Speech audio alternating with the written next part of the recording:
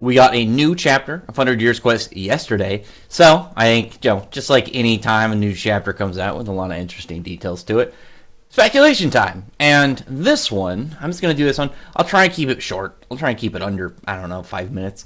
But essentially, this one I want to talk about exactly about Aldoron's goals as well as his actions currently. Because obviously right now we know with everybody like on his back and stuff. You got Wolfen, Metro, Doom, and Gears all doing their thing, and then now we got the brain Aldoron, essentially a humanoid form of his consciousness. There was a note from what he said that is definitely intriguing. And when he's talking to Natsu after he brings Natsu deeper inside of that felt weird. Said weird.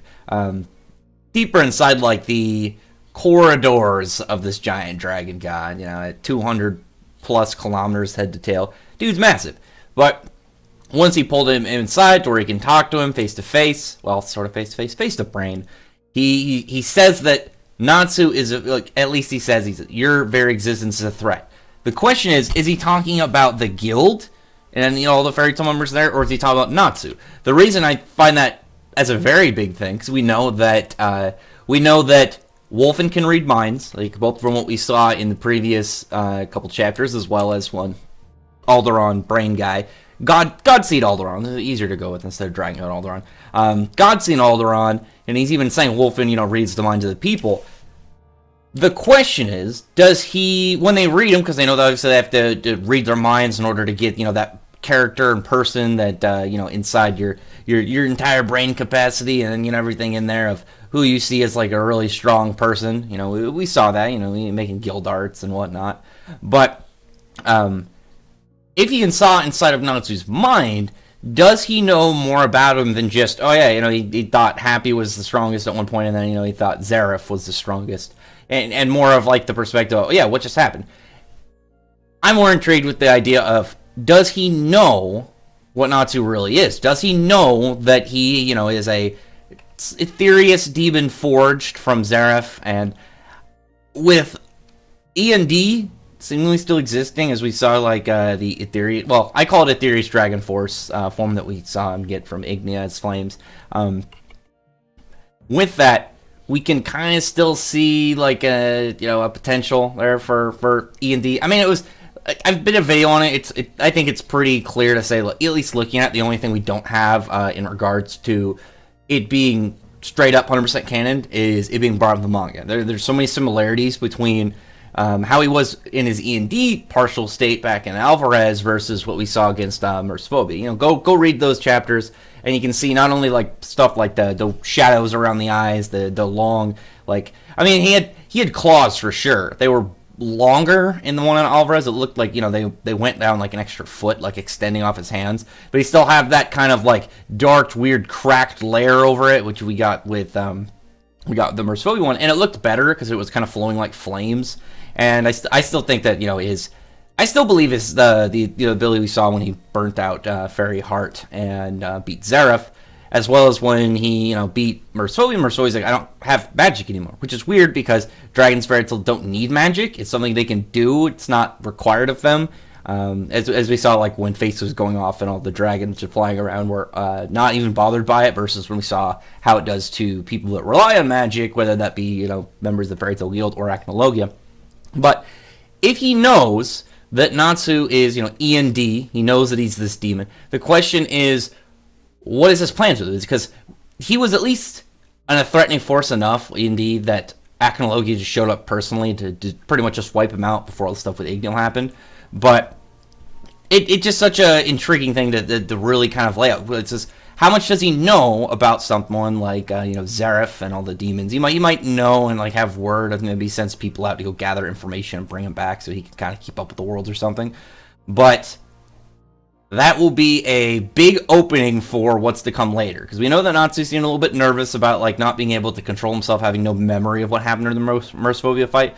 But it could also lead into both mine and I think a lot of people after talking about it, this theory that the living magic link went from Zareth to Lucy when Lucy was messing with the book, and we saw like the heat come into her body, like it was going over her arm before Gray helped with using his Demon Slayer ice.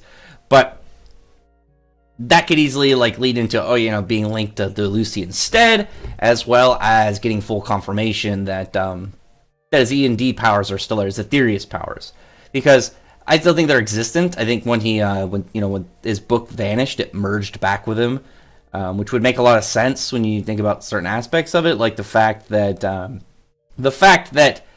if his book was destroyed, he'd be dead, because he's only alive because of living magic and stuff. All the stuff that Zeref did. I'm already at 5.5 minutes. Sorry. Maybe if I took out all those like pauses, just as I'm trying to like keep my thoughts together, it would probably be under 5 minutes. But what this could lead into is both a big reveal for like Natsu, and as well as the story in the future. Because if his E&D side is 100% confirmed to still be around, then maybe he's going to want to harness that too in order to make himself stronger to beat all these dragon gods. And again, I think both myself and a lot of people would really look forward to, because the one that we saw in Alvarez was like a fraction. If you go back and look, the part of his book that was shot by Zeref, the part where there's that hole, Natsu grabbed the same spot as his chest where the tumor was supposed to be, and the demon seed formed exactly in that one spot. When the book was hurt, I think the book part of it was not destroyed, but like merged back with him, and we'll probably see more of it in the next coming fights. I don't know, against the Aldoron fight, I still feel like they're going to have to retreat, just because I don't know, off the top of my head, at least right now, what would be the way to beat him, because you already had Igneous show up and help, and force Natsu to take a boost. Not really helping, you straight forced him. But when you think about it, he only beat Merc because of the power-up, and the fact that Merphobia was pretty much rampaging. He didn't have his wits to him. And Igneous, we haven't seen much of it. We haven't really seen anything other than that debut and then little glimpses into him from either a flashback or like when we saw Aldoron get up, and he's talking about how human weapons aren't going to work on the dude. But other than that, comment below, tell me your thoughts are about this. Like, I think it'd be really cool, because it's a perfect way to reintroduce something like the E.N.D. storyline and everything involved in that without it just kind of like happening. Well, it happened in the Merphobia fight, but it wasn't just it popped up. He forced in this power, and seemingly, if I'm correct, with the progression of his dragon ability, so did the demon seed.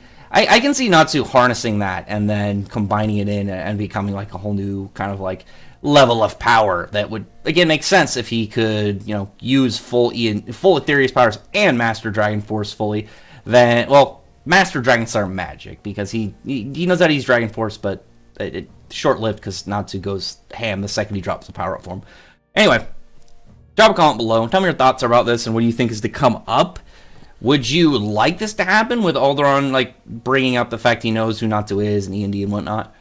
Or would you rather him not do it? I personally would rather him do it, because I want to see Natsu's reaction, as well as there's a lot of stuff to discuss if that happens. And anybody who's been on the channel for more than 3 minutes knows that I do love to talk about fairy tales, so good stuff. Anyway, 3 minutes over where I want it to be. I want it to be under 5 minutes, and now it's like 8.5. Anyway, other than that, comment below, thumbs up the video, friend the like button, subscribe button, and check out my other videos. But other than that, I appreciate everyone who's already subscribed, and I thank you all for listening. Bye.